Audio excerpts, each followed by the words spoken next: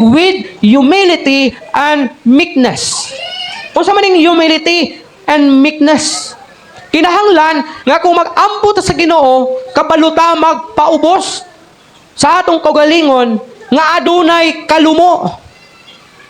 Ha? Sulay ragod o sa mga ginikanan diri kung ang imong anak,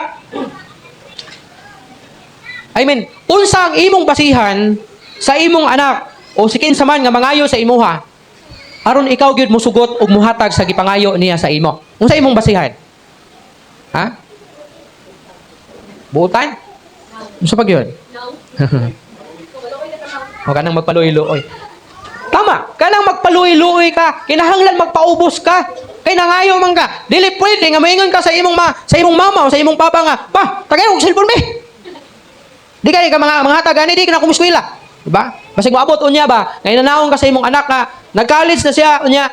Mingon siya nga, "Pa, ma, palitan na gud kog laptop ninyo ba? Pa, kay gamiton ako sa eskwelahan."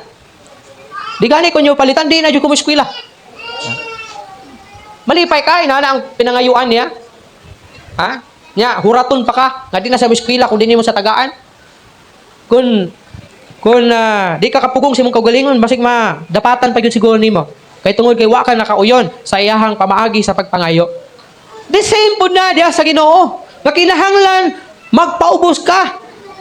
Dili pwede nga mangayo ka sa Ginoo nga Lord, kanang tagay ragud ko og balay Ginoo. Di gani ko nimo tagaan og kaugalingong balay, di na ko musimba Lord. Di na ko mga lagad nimo kay di mo ko nimo tagaan. Na, patay. Di jud ka tagaan sa Ginoo kay nagpasabot na siya.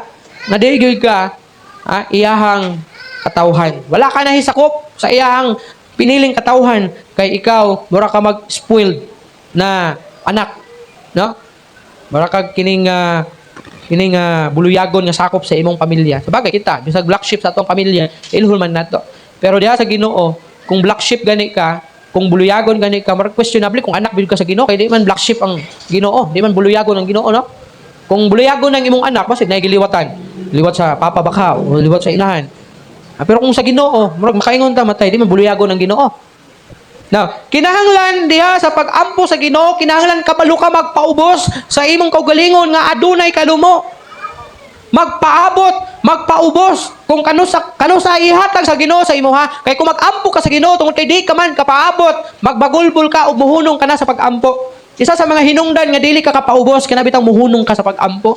Nag-pray ka karon, nag-pray ka sunod semana, mag-pray ka sunod bulan, pero 3 to 4 or 5 times ka nangayo sa Ginoo and then wala ka gitubag, then nihunong ka sa pag-ampo, usa ka sinyalis nga dili ka mapailubon. Usa ka sinyalis nga dili ka kapaabot. O kay wa ka man kapaabot, dili gid nimo na maangkon ang imong gipangayo sa Ginoo. Now ingon ang James chapter 4 verse 8. Ingon niya, "Come near to God, and He will come near to you." Duol sa Ginoo, o siya mo duol usab kanimo. So kinahanglan sa pagduol sa Ginoo, adunay pagpaubos. Dili pwede na mangayo ka pero di ka kabalo mo duol. Kala bitang mag-pray ka sa Ginoo, "Lord, tagay gud ko og sakyanan Ginoo," pero wa ka mo simba, wa gani ka nangalagad sa Ginoo, di ka mas mahinumdom kung asa simbahan ka maadto. Wala ka katuod og simbahan, pero kusog kay ka mangayo sa Ginoo. Nangayo ka og kwarta, nangayo ka og balay, nangayo ka og sakyanan, o nangayo ka sa Ginoo nga nga muasinso ang imong kinabuhi, pero wala ka katuod og simbahan. Wala ka nangalagad sa Ginoo, di gani ka kabalo mo pasalamat sa Ginoo, pero kusog ka mangayo. Ingon ang pulong sa Ginoo, "Come near to me." Paduol ka nako, ug ako mo paduol usab diha kanimo.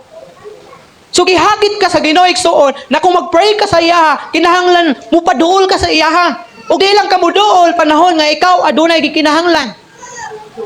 Kay bisan kinsa sa tuwa way ganahan sa tao nga moduol lang o musangpit sa imuha kung adunay panginahanglan. For example, pag wala siya kwarta, moduol sa imo. Pero pag naa siya kwarta, di na nimo makitaan. Di ba ganahan ka? The same po na sa Ginoo. Mo na ang Ginoo, klaro kaayo nga naghakit ka nato, na kinahanglan makakatuon kita nga moduol kaniya, mga lagad kaniya. Mag-worship nga na kaniya. Ug ingon pa gid siya, "Clean up your lives, you sinners." Mao ni pagpaubos. Ano naman? Lisod kaayo dunggon ang tao nga wala gani siya gapaubos sa iyang kaugalingon diha sa Ginoo. Ug isa sa pagpaubos sa iyang kaugalingon at ubangan sa Ginoo ang pagpangayo ug pasaylo diha sa Ginoo. Kaya ang atong sala mao ni siya hinungdan nga dili ka dunggon sa Ginoo. Kay hinumdum mo atong duha ka tawo nga nag-ampo sa templo. Ang isa Parisiyo, o ang isa tax collector, ang isa garbuso, ang isa mapaubsanon. Ang Parisiyo nga nag-ila nga usa ka tawo nga relihiyoso. Ha? Timan nato, ang Parisiyo usa ka relihiyoso nga tao.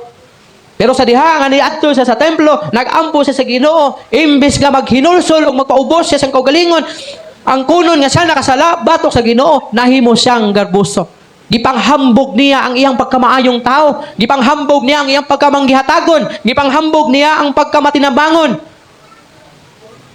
Ug adunay tao nga giila sa Biblia nga hilabihan kadautan kining tax collector. Nga kung imong tun-an ang Bible, pag tax collector ka, usa ka katao nga dautan. Ha? Miadto sa templo. Pagsulod niya sa templo, dito siya sa corner sa simbahan, sa templo. Murag niadto siya sa corner, murag inana. Niadto siya sa corner, tapos gipukpuk niya yung dughan. Wala siya mohangad dito sa langit.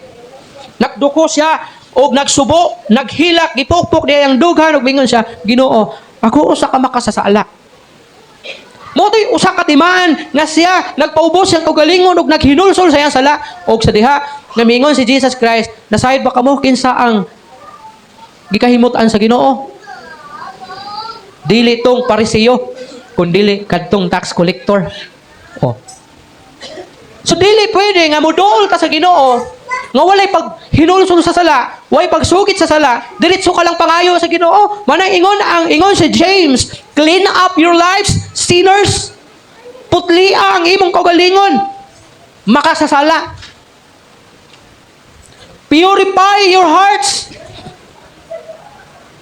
Kinahanglan putlia ang imong kasing-kasing, you people who can't make up your mind.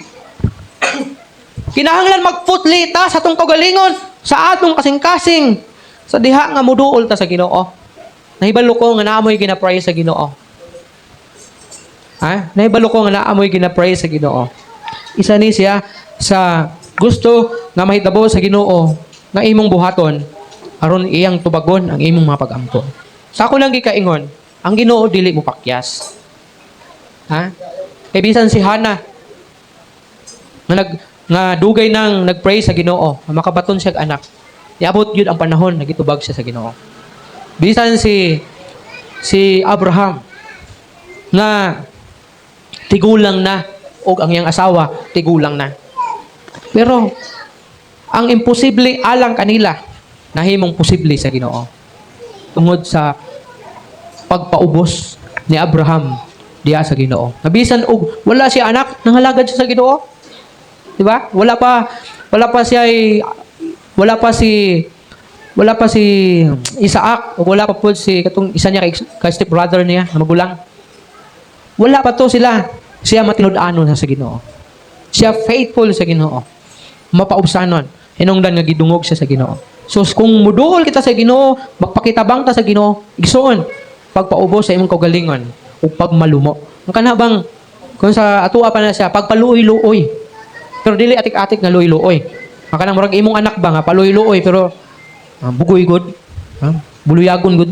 Pero paluoy-luoy. Pero kita na mga ginikanan, isag bugoy ang anak, basta magpaluoy-luoy, maluoy ba kita?